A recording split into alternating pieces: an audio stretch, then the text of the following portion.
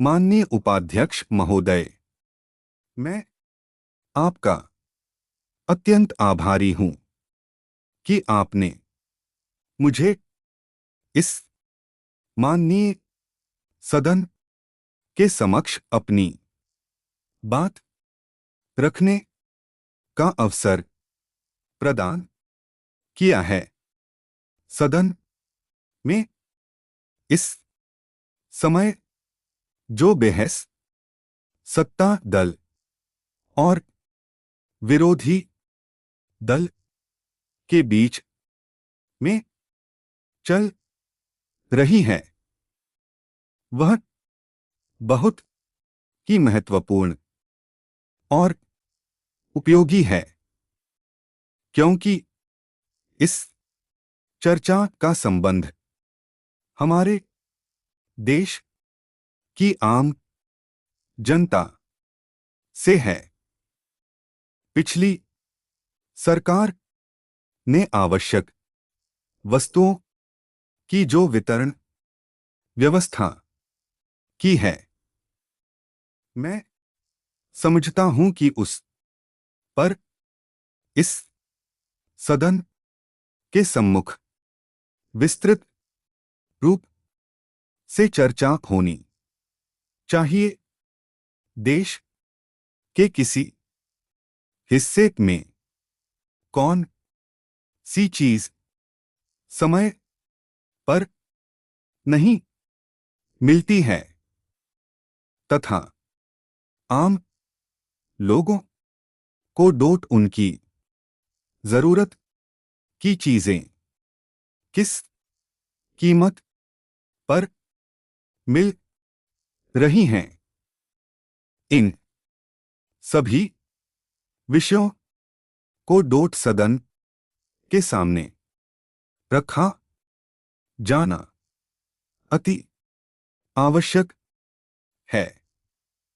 इस व्यवस्था में यदि कहीं कोई कमी रह जाती है या किसी राज्य को कोई वस्तु उसकी आवश्यकता के अनुसार नहीं मिल पाती है, तो सरकार का यह कर्तव्य हो जाता है कि वह उन वस्तुओं की कमी को दूर करने के लिए आवश्यक कदम उठाए, ताकि आम जनता को किसी प्रकार की कठिनाई का सामना न करना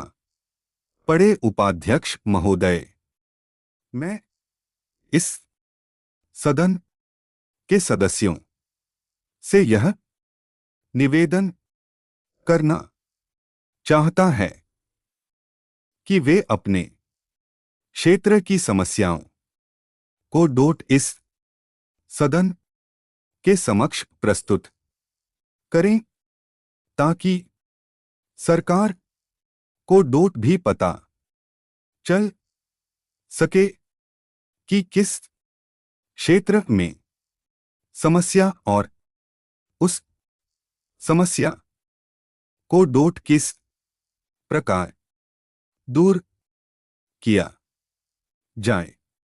मैं अपने अनुभव के आधार पर यह कह सकता हूं कि बिहार में पिछले चुनाव में बड़े स्तर पर गड़बड़ी हुई है। मैं यह तो नहीं कहता कि गड़बड़ी किस पक्ष की ओर से हुई है, लेकिन इतना अनुरोध करना चाहता हूं कि इस विषय पर भी सदन में चर्चा होनी चाहिए, ताकि जो दोषी है उनके विरुद्ध कठोर कार्रवाई की जा सके। इससे भविष्य में किसी प्रकार की गड़बड़ी की संभावना नहीं रह जाएगी। भारत एक प्रजातांत्रिक देश है, लेकिन इसलिए इस देश के सभी नागरिकों को डोट चाहिए कि हम प्रजातंत्र के सभी नियमों का पालन करें।